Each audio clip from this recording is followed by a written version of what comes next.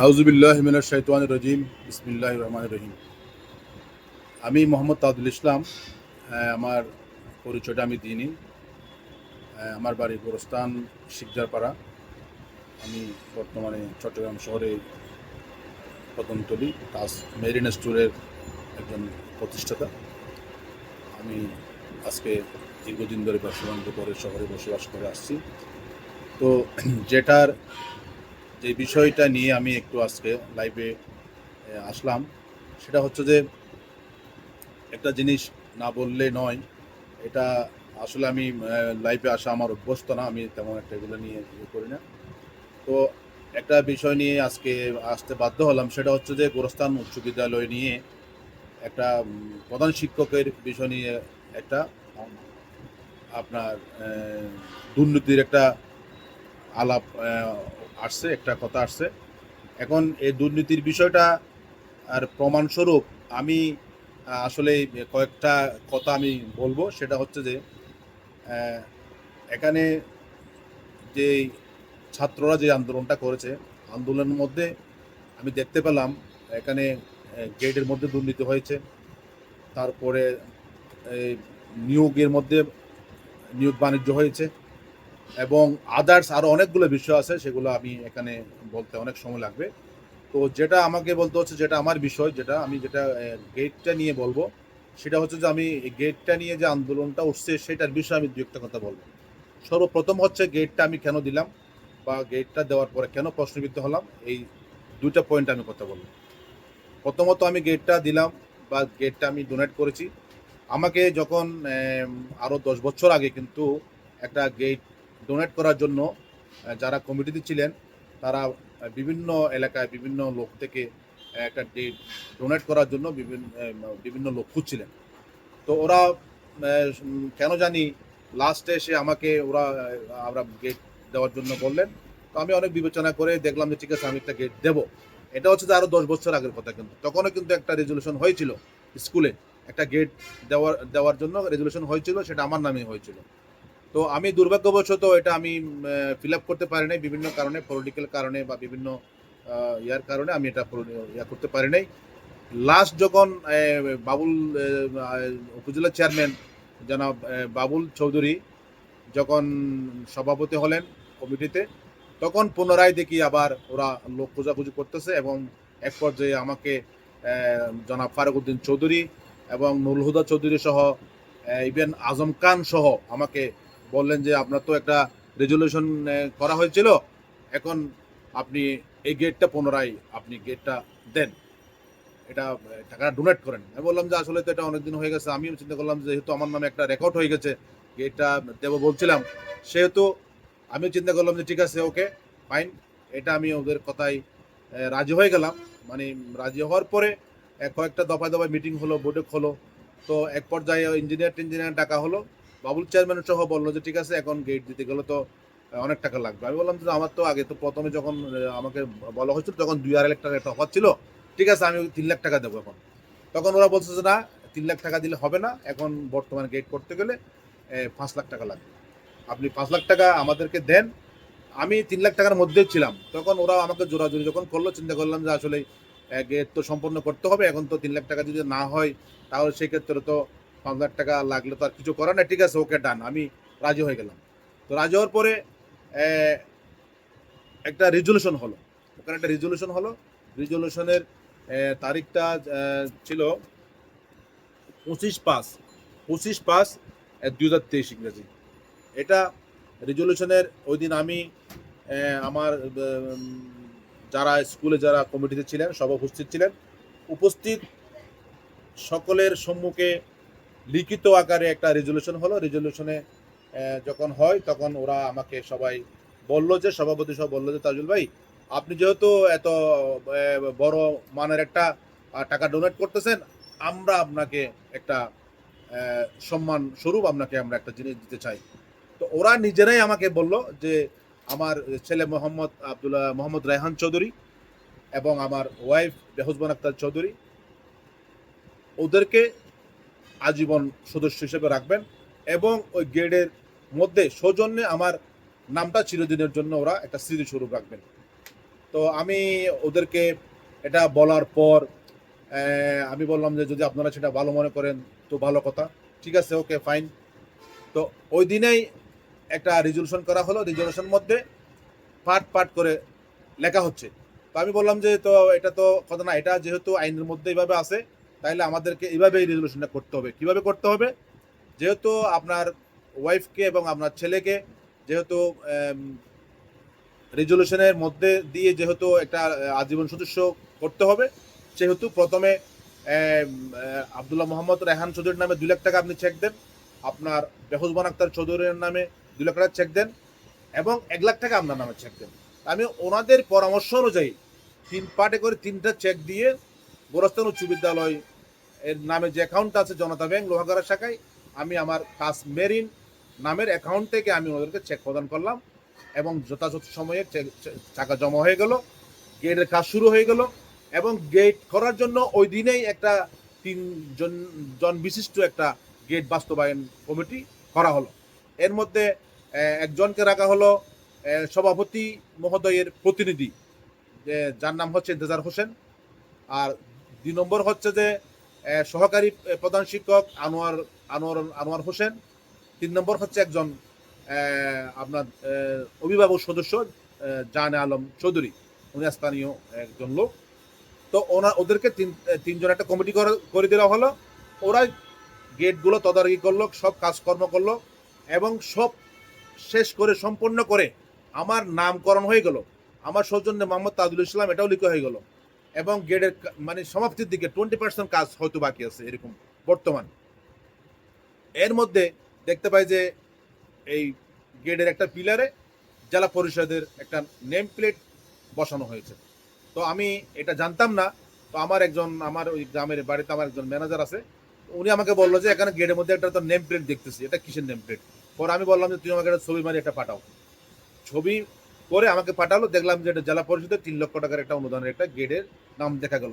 তৎক্ষণাৎ আমি জনাব আজম খানকে রিং করলাম, মোবাইল করার পরে বলতেছে যে উনি কত এগুলা কমিটি জানে, এগুলা সমস্যা নাই। এখন এটা বলার পরে আমি বললাম এটা তো কোনো জবাব হলো না, এখন আমার নামকরণ হয়ে গেছে, আপনি আবার জেলা পরিষদের একটা ইয়া দিলেন, এটা তো একটা প্রশ্নবিদ্ধির ব্যাপার।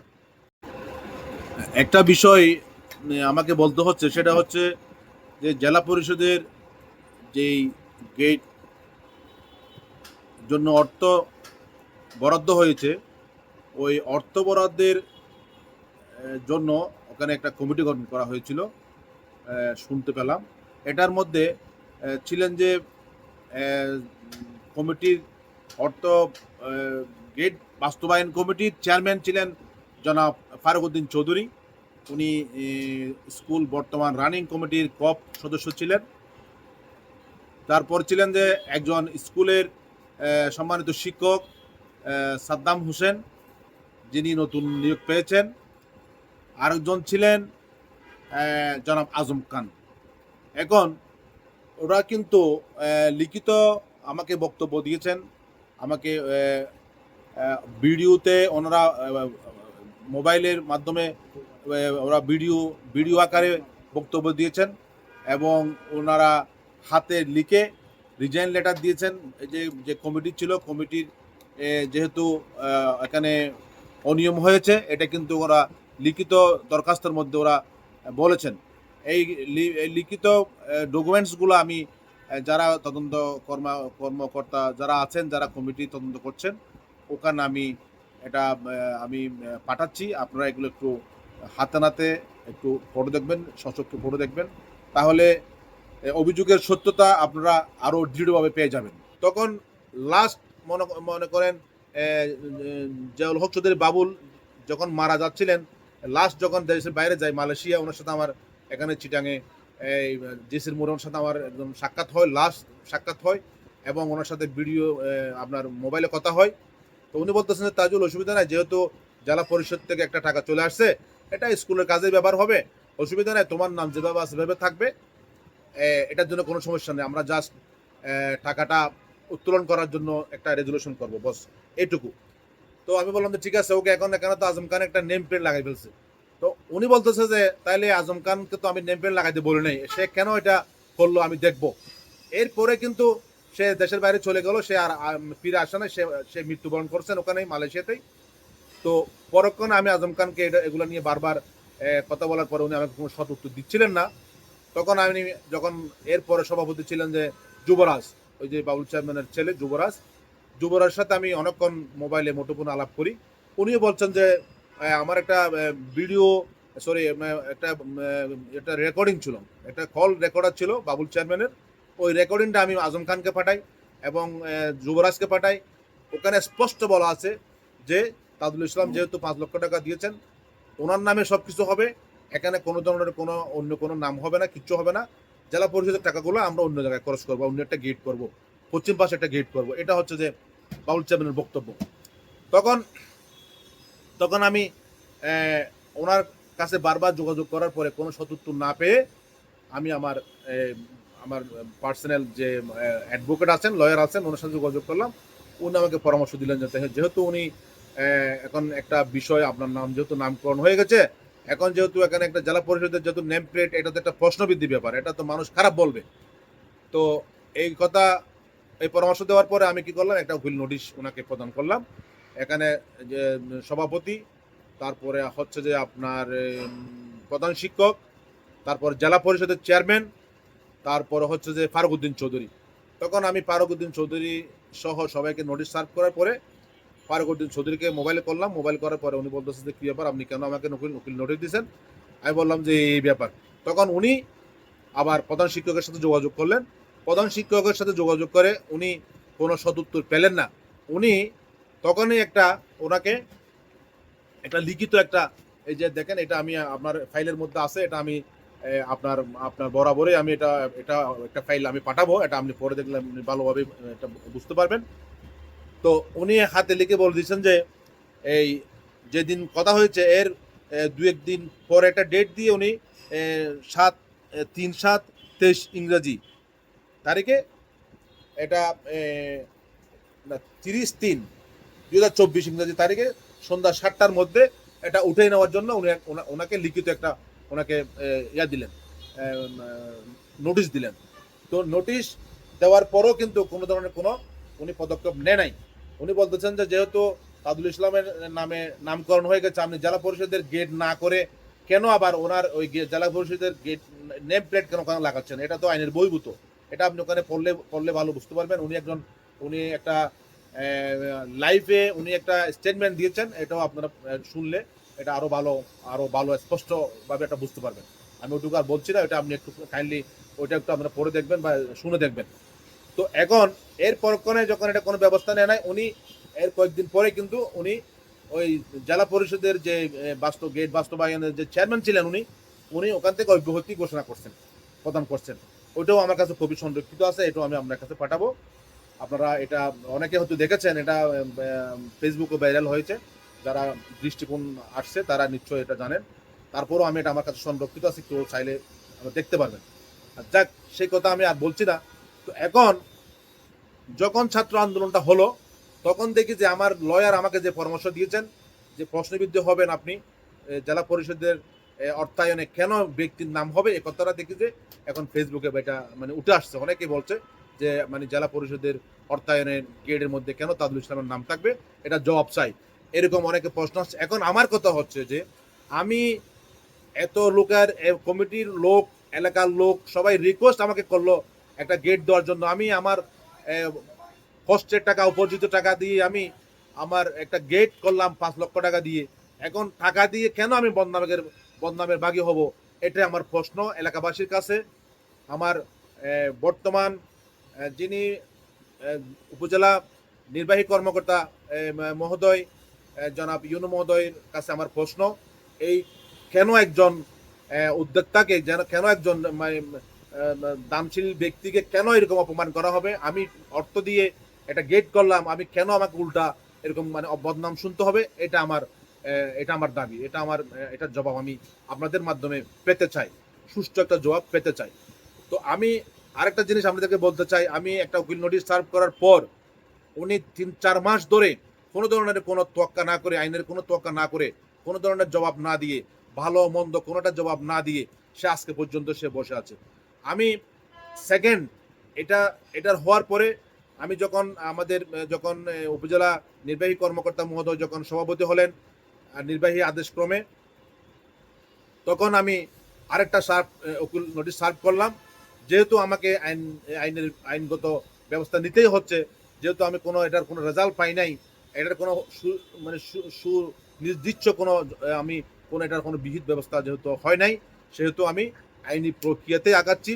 যেহেতু আমার অ্যাডভোকেট বলছেন যে আপনি মামলা এটা ইতিমধ্যে শুরু করে দেন, তো আমি ইতিমধ্যে মামলাটা শুরু করে দিতাম, কিন্তু যেহেতু এখন একটা ছাত্র আন্দোলন হয়েছে, এটা যেহেতু এখন আমাদের সম্মানিত মাননীয় উপজেলা নির্বাহী কর্মকর্তা মহোদয় যেহেতু দায়িত্ব পেয়েছেন, আমি ওনার কাছ থেকে এটার সুষ্ঠু একটা জবাব, এটার সুষ্ঠু একটা বিচার আমি দাবি করি। এবং আমার এলাকাবাসীর কাছে আমার চাওয়া, এই বিষয়ে আপনারা একটু এটা ইউনু মহোদয়কে বা যারা কর্তৃপক্ষ আছেন, এখন ইউনু মহোদয় যেহেতু একটা কমিটি গঠন করে দিয়েছেন এটা এটা করার জন্য, তদন্ত করার জন্য। আমি আজকে সকালে আমি যেহেতু ইউনু মহোদয়কে রিং করছিলাম, মোবাইল করেছিলাম, উনি আমাকে পরামর্শ দিয়েছেন। এখন যে তদন্ত কমিটির যিনি আছেন জনাব কাজী শফিউল আলম, ওনার সাথে আমার কথা হয়েছে, উনিও মোস্ট জেন্টলম্যান। আমি ওনার কথা শুনে অনেক খুশি হয়েছি। উনি মাশাআল্লাহ খুব সুন্দরভাবে এটা তদারকি করছেন। আমি আশা করব আপনি এই বিষয়টা ভালোভাবে দেখে যথাযথ একটা ব্যবস্থা নেবেন। আমি আমার এই লাইফের মাধ্যমে আপনাদের কাছে জোর দাবি জানাচ্ছি, এখানে যে আমার অর্থায়নে গঠিত যেই নির্মিত যে গেটটি হয়েছে, গেটটিতে যে একটা জেলা পরিষদের যে একটা নেম প্লেট হয়েছে, এটা যেন অতি সত্বর এখান থেকে উত্তোলন করা হয়। উত্তোলন করে জেলা পরিষদের যে অর্থায়ন হয়েছে, যেই টাকা উত্তোলন করা হয়েছে, ওই টাকা দিয়ে আপনাদের আরও একটা গেট করার কিন্তু প্রস্তাব ছিল তখন থেকে। এটা হচ্ছে যে স্কুলের মাঠের পশ্চিম পাশে কিন্তু অনেক ছাত্রছাত্রীরা যাতায়াত করেন, ওখানেও একটা মিনি একটা গেট, পকেট গেটের মতো একটা গেট করার একটা প্রস্তাব ছিল। এখন আমার দাবি, আপনারা জেলা পরিষদের টাকা দিয়ে পশ্চিম পাশে একটা গেট করে আমার গেটকে আমার যেই নামকরণ করা হয়েছে, আমার নাম এটা সারা পৃথিবীতে ভাইরাল হয়ে গেছে। এবং এটা এমনিতে হয় নাই, এটা রেজলিউশনের মাধ্যমেও হয়েছে, যথাযথভাবে হয়েছে। আমি আশা করব যদি এরকম যারা প্রতিষ্ঠানে যারা আর্থিক সহযোগিতা করতে চায়, তাদেরকে যদি এভাবে অপমানিত করা হয়, তাহলে ভবিষ্যতে কোনো প্রতিষ্ঠানে কোনো লোক, কোনো ব্যক্তি আর সাহায্য করার জন্য, সহযোগিতা করার জন্য এগিয়ে আসবে না, এটা আমার বিশ্বাস। আমি এই জন্য সবাইকে অনুরোধ করব, এই বিষয়টা নিয়ে আপনারা যারা তদন্তের মধ্যে আছেন, তদন্তের মধ্যে ভালোভাবে এটা একটু দেখে এটা বিহিত ব্যবস্থা নেবেন। এইটুকু বলে আমি পরিশেষে আমার ইউনু মহোদয়, লোহাগাড়া উপজেলা নির্বাহী কর্মকর্তা ইউনু মহোদয়কে আমি ধন্যবাদ জানাচ্ছি। আমি এই কারণে ধন্যবাদ জানাচ্ছি, আমি যেহেতু গোরস্থান উচ্চ বিদ্যালয়ের একজন জমিদাতা সদস্য, প্রতিষ্ঠাকালীন জমিদাতা সদস্য, আমাদের উদ্যোগেই কিন্তু স্কুলটা হয়েছে। আমরা এখানে পকেট থেকে নিজের অর্থায়ন অনেক করেছি, কোনো হিসাব আমরা নিই নাই, নিজের পকেট থেকে অনেক টাকা খরচ করেছি। এখানে কোনো স্কুল থেকে কোনোদিন আমরা আপনার কোনো টোকেন দিয়ে, কোনো স্লিপ দিয়ে টাকা আমরা নিয়ে নেই। পকেট থেকে আমি ব্যক্তিগতভাবে অনেক টাকা, যাতায়াত খরচ বলেন, আপ্যায়ন বলেন, অনেক কিছু আমি করেছি। তো আমি বলবো, আমার মতো যেন অপমান কারো শুনতে না হয়। এইরকম যদি আপনারা এটার কোনো বিহিত ব্যবস্থা না নেন, তাহলে কোনোদিন আমার মনে হয় কোনো প্রতিষ্ঠানে কোনো সচেতন ব্যক্তি আর সাহায্য করার জন্য এগিয়ে আসবে না, এটাই আমার বিশ্বাস। আমি সবাইকে আমার এই ভিডিওটি শুনে বিহিত ব্যবস্থা নেওয়ার জন্য আকুল আবেদন জানাচ্ছি। পরিশেষে সবাইকে আসসালামু আলাইকুম ওয়া রাহমাতুল্লাহি ওয়া বারাকাতুহু।